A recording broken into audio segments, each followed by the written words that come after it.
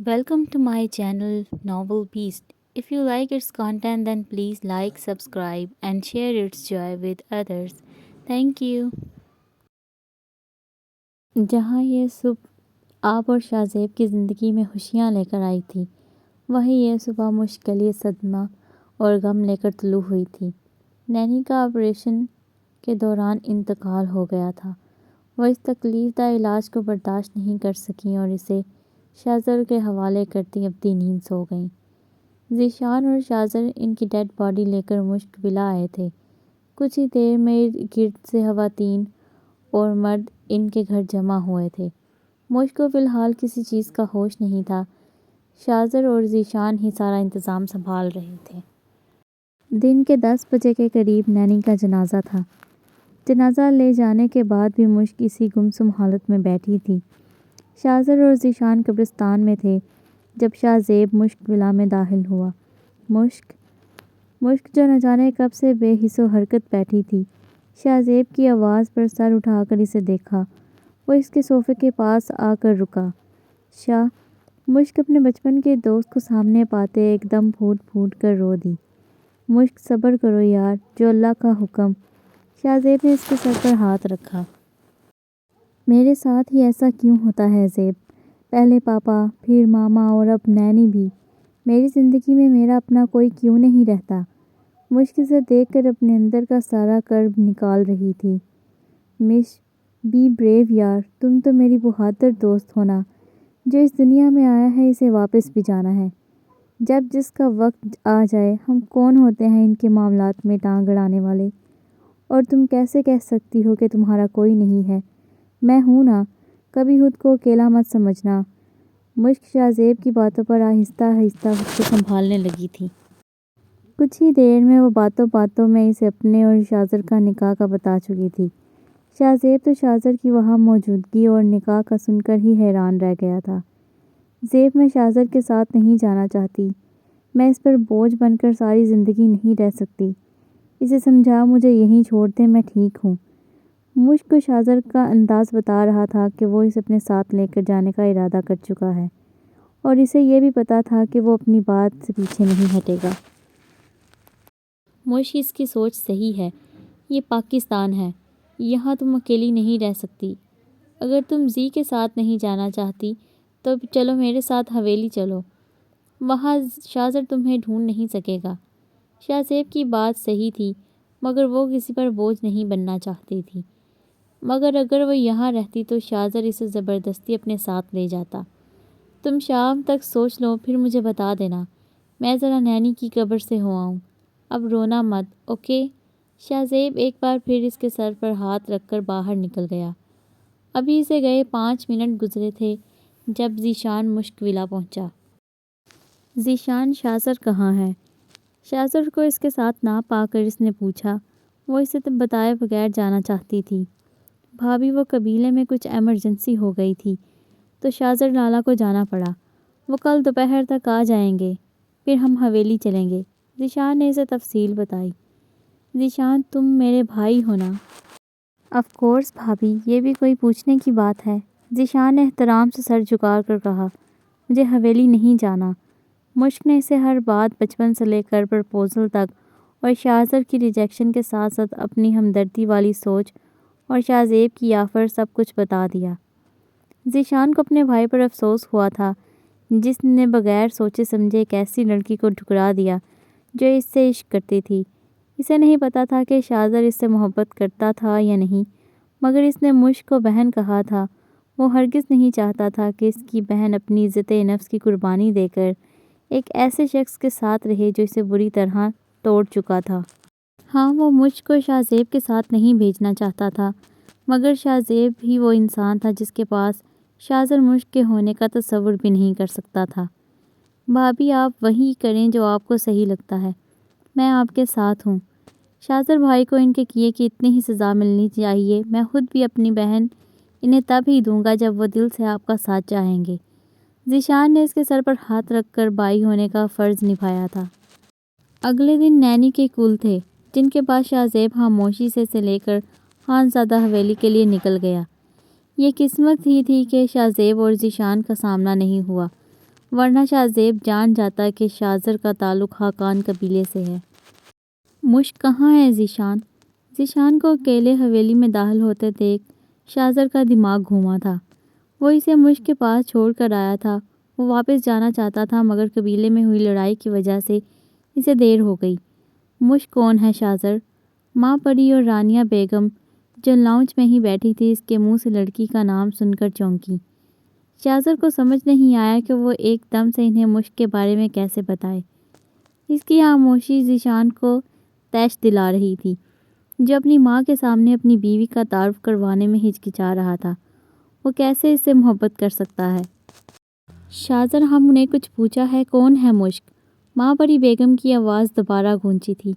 مورے وہ میں بتاتا ہوں تائی جان، مشک بھابھی آپ کی بہو اور شاہزر بھائی کی منکوہاں ہیں۔ اسے جھجکتے دیکھ کر ذیشان نے لب کشائی کی۔ اس نے مشک کی محبت، شاہزر کے نکاح اور نکاح کے حالات بتا دیے۔ اس کی بات پر شاہزر کو ہلکی سی ندامت ہوئی تھی۔ ماں پری بیگم اور رانیہ بیگم صدمے سے اسے دیکھ رہی تھیں۔ شاہزر ہمیں آپ سے یہ امید ہرگز نہیں تھی۔ اس لڑکی نے خلوص سے آپ کی طرف قدم بڑھایا اور آپ نے اتنی بے دردی سے اس کے احساسات کو رون ڈالا۔ آپ کی ایسی تربیت تو نہیں کی تھی ہم نے۔ ماں پری بیگم کو اس معصوم سی لڑکی پر ترس اور پیار بیک وقت آ رہا تھا۔ مورے میں شاہزر جانتا تھا وہ انہیں اپنا مقصد اور اپنے خیالات نہیں سمجھا سکتا، اس لیے بس ان سے معافی مانگنی چاہی۔ شاہزر عباس خاقان، جب تک آپ ہماری بہو کو ڈھونڈ کر اور منا کر واپس نہیں لاتے، انہیں وہ محبت اور عزت نہیں دیتے جو وہ ڈیزرو کرتی ہیں، ہم سے کلام کرنے کی ضرورت نہیں ہے۔ ماں پری بیگم اپنا فیصلہ سناتے کمرے کی طرف بڑھ گئیں۔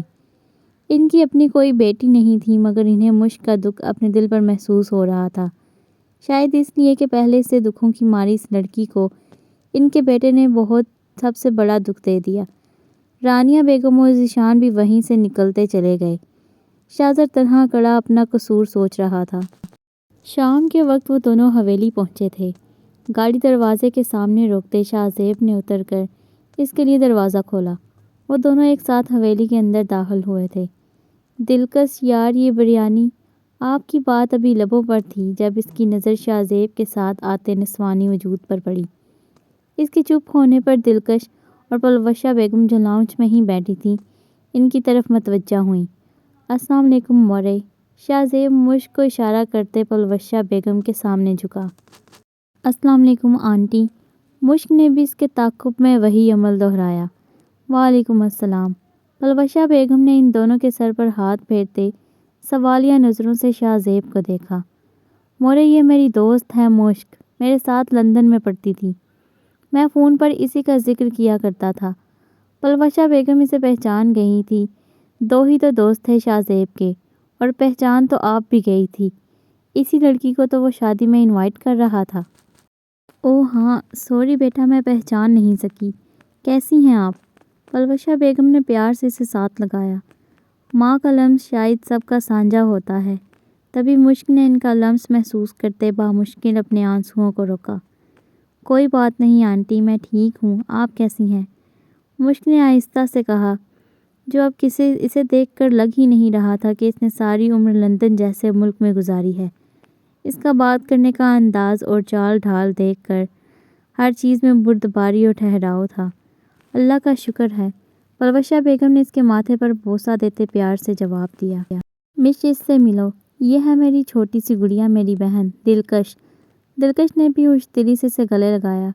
اور یہ شاہ زیب آپ کی طرف مڑا۔ جی آئی نو، یہ ہے شاہ زیب خانزادہ کی چھوٹی سی پیاری سی پیدائشی بیوی، آبدار شاہ زیب خانزادہ۔ مشک نے آپ کے پاس آتے ہی اسے محبت سے گلے لگایا۔ شاہ زیب اس کے انداز پر قہقہہ لگا گیا، اور وہ شاہزر شروع سے آپ کے بارے میں جانتے تھے کہ آپ کی پیدائش کے 5 دن بعد ہی ان کا نکاح ہو گیا تھا، اسی لیے وہ اسے پیدائشی بیوی کے نام سے تنگ کرتے تھے۔ جی یہ ہے میری انوسنٹ اور کیوٹ سی وائف، مسز شاہ زیب خانزادہ۔ شاہ زیب نے محبت بھری نظروں سے آپ کو دیکھا، مگر وہ اپنی حیرانی میں ان نظروں کو محسوس ہی نہ کر سکی۔ بھائی پہلی بار شاہ زیب کو اس طرح کھل کر ہنسی مذاق کرتے دیکھا تھا۔ حیرانی تو لازم تھی۔ کیسی ہیں آپ؟ مشک نے آپ سے پوچھا جو اس کی بات پر چونکی تھی۔ جی میں ٹھیک ہوں، آپ کیسی ہیں؟ آپ نے رسمی سی مسکراہٹ سجائے پوچھا۔ سچ تو یہ تھا کہ اسے مشک اور شاہ زیب کا اس طرح بات کرنا پسند نہیں آیا تھا۔ وہ شک نہیں کر رہی تھی شاہ زیب پر، مگر یہ بھی سچ تھا کہ اس کی کبھی کبھی آنے والی مسکراہٹ اپنے علاوہ کسی اور کے لیے دیکھ کر اسے برا لگا تھا۔ میں محبت میں بالکل بچوں کی طرح ہوں، جو میرا ہے وہ صرف میرا ہے، میں کسی کو دیکھنے بھی کیوں دوں؟ آپ بھی اس وقت اسی قسم کے احساسات کا شکار ہو رہی تھی، جبکہ باقی سب اس کے جذبات سے بے خبر مشک کے ساتھ باتوں میں مگن ہو چکے تھے۔ وہ بھی کھانے کا بہانہ بناتے کچن میں آ گئی۔ کیا بات ہے مسز، آج آپ اتنی خاموش کیوں ہیں؟ شاہ زیب جو پانی پینے کے بہانے دیدار یار کرنے آیا تھا، اسے گمسم دیکھ کر پوچھا۔ جی نہیں، ایسا تو کچھ نہیں ہے۔ 2 دن سے وہ سوچ رہی تھی کہ وہ شاہ زیب کو فیس کیسے کرے گی، مگر اب اس کے عام سے لہجے کو دیکھ کر اسے تھوڑا حوصلہ ملا تھا۔ میں نے سنا ہے کہ میری بیوی میرے لیے میری فیورٹ بریانی بنا رہی ہے، وہ بھی فرسٹ ٹائم۔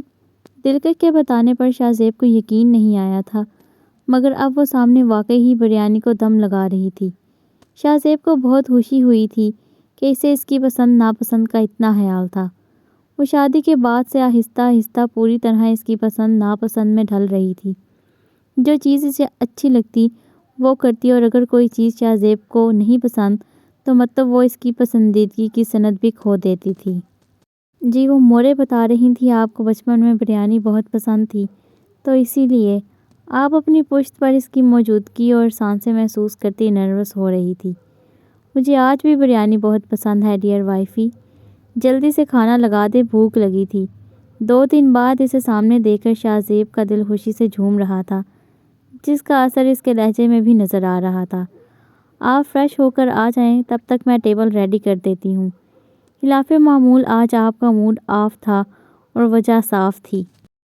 اوکے، شاہ زیب نے آگے ہو کر اس کے دوپٹے سے ڈھکے سر پر لب رکھے اور کمرے کی طرف چل دیا۔ یہ آج خڑوس اتنے خوش ہیں۔ ہاں، ان کی چہیتی دوست جو آئی ہے۔ آپ اس کی خوش مزاجی کو مشک سے تعبیر کرتے جل بھن رہی تھی۔ بہرام بزنس کے سلسلے میں پشاور آیا تھا، آج اس کی واپسی تھی۔ وہ جانے سے پہلے رائمہ اور شاہ زیب کے لیے شاپنگ کرنے کے ارادے سے مال آیا۔ ان کی شادی کو 4 سال ہو چکے تھے، مگر وہ دونوں تاحال اولاد کی نعمت سے محروم تھے۔ وہ دونوں ہی شاہ زیب کو سگی اولاد کی طرح چاہتے تھے۔ عمر بہرام بچوں کے ڈریسز والی شاپ میں داخل ہوا تھا جب اسے ایک شخص پر عمر خاقان کا گمان ہوا۔ عمر بہرام نے قریب جاتے اس کے عمر کے کندھے پر ہاتھ رکھا۔ عمر کو دیکھتے ہی بہرام بے ساختہ اس کے گلے لگا۔ کیسا ہے میرے یار، کہاں تھا تو؟ کتنے فون کیے تجھے، مگر تو غائب ہی ہو گیا۔ بہرام بہت خوش تھا، مگر شکوہ کرنا بھی ضروری سمجھا۔ خوش تو عمر بھی بہت تھا، غصہ ناراضگی تو کب کی ختم ہو چکی تھی۔ بہرام پبلک پلیس ہے یار، اور میرا بیٹا بھی پریشان ہو رہا ہے۔ عمر نے ہنستے ہوئے اس کا دھیان لوگوں کی طرف دلایا جو انہیں مڑ مڑ کر دیکھ رہے تھے۔ عمر کے کہنے پر اس نے عمر کی انگلی تھامے 3 سالہ بچے کو دیکھا جو ہو بہو عمر کی کاپی تھا۔ ارے یہ شیر جوان تمہارا بیٹا ہے؟ بہرام نے اس سے الگ ہوتے ذیشان کو اٹھایا۔ ہاں ذیشان بیٹا، یہ آپ کے چاچو ہیں، بہرام چاچو۔ اسے جواب دیتے اس کی طرف حیرانی سے دیکھتے ذیشان کو بتایا۔ السلام علیکم تاتو۔ وہ بچہ بہت کیوٹ تھا اور اس کا انداز بھی۔ وعلیکم السلام چاچو کی جان۔ وہ دونوں چلتے ہوئے فوڈ کارٹ پر آ گئے تھے۔ اب بتا ذلیل انسان، کہاں دفع ہوا تھا تو؟ بہرام نے ذیشان کو سائیڈ والی چیئر پر بٹھاتے خود سامنے بیٹھ گیا۔ یار دراصل بابا کی طبیعت خراب ہو گئی تھی اچانک، اسی لیے مجھے قبیلے جانا پڑا۔ اس کے بعد اتنی اچانک میری شادی ہوئی کہ کچھ سمجھنے کا موقع ہی نہیں ملا۔ اس کے بعد مجھے پتہ چلا تیری اور رائمہ کی شادی کا، تو سوچا تم دونوں کی زندگی کو ڈسٹرب نہ کروں۔ بس اسی سب میں وقت گزرنے کا پتہ ہی نہیں چلا۔ وہ ہرگز اس کی اور رائمہ کی زندگی خراب نہیں کرنا چاہتا تھا، اسی لیے نیا عذر تراشا۔ جو تھا وہ ختم ہو چکا تھا، اب ان کی زندگی میں اس سب کی کوئی گنجائش نہیں تھی۔ بکواس مت کر، تیری موجودگی ہماری زندگی کو ڈسٹرب نہیں کر سکتی تھی۔ ہاں تیری غیر موجودگی نے بہت ڈسٹرب کیا ہمیں۔ تجھے پتہ ہے ہم دونوں کتنا پریشان ہو گئے تھے، عجیب و غریب خیال اور وسوسے آتے تھے۔ میں بتا نہیں سکتا میں تجھے دیکھ کر کتنا خوش ہوں۔ بہرام کی خوشی تو اس کے چہرے سے جھلک رہی تھی۔ وہ اتنے عرصے بعد اپنے دوست کو صحیح سلامت دیکھ کر جیسے دوبارہ جی اٹھا تھا۔ اچھا یہ سب چھوڑو، رائمہ کا بتاؤ کیسی ہے وہ؟ اور تم نے مجھے بتایا بنایا یا نہیں؟ عمر نے ماضی کو بند کرنا ہی بہتر سمجھا۔ وہ ہمیشہ بہرام سے کہتا تھا کہ وہ اس کے بچوں کا تایا ہوگا کیونکہ وہ بہرام سے ایک ماہ بڑا تھا۔ رائمہ بالکل ٹھیک ہے اور ابھی تو اس نعمت سے محروم ہے۔ دعا کر اللہ جلد سے جلد تمہیں تایا بنا دے۔ اولاد کی کمی بہت بڑی کمی تھی مگر اس نے کبھی اپنے دکھ کا اشتہار نہیں لگایا تھا، نہ ہی رائمہ کو اس چیز کا تانا دیا تھا۔ فکر مت کر یار، اللہ کی رحمت سے مایوس مت ہو۔ وہ دے کر بھی آزماتا ہے اور نہ دے کر بھی آزماتا ہے، اور کامیاب شخص وہی ہوتا ہے جو اس کی آزمائش میں صبر کرتا ہے۔ انشاءاللہ میں بہت جلد تیرے 10-12 بچوں کا تایا بنوں گا اور انہیں بہت پیار بھی کروں گا۔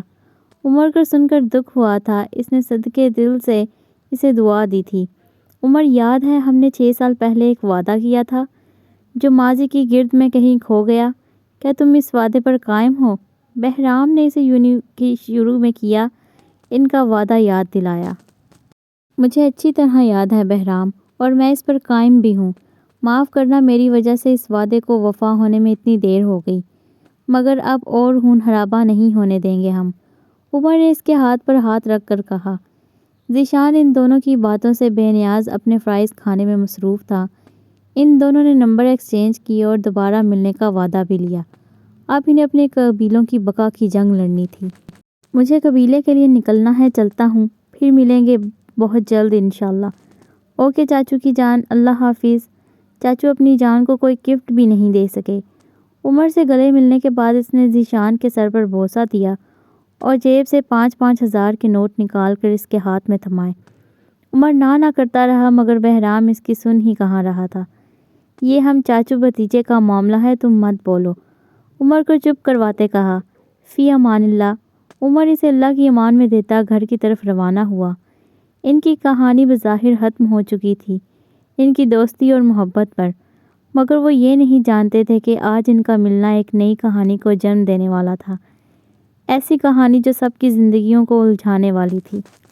اس ناول کو ریڈ کرنے کا آپ کا بہت شکریہ، اور اگر آپ کو اس کے باقی پارٹس ڈھونڈنے میں مشکل پیش آتی ہے تو آپ چینل پلے لسٹ وزٹ کیا کریں، وہاں آپ کو اس کے تمام پارٹس مل جائیں گے۔ شکریہ۔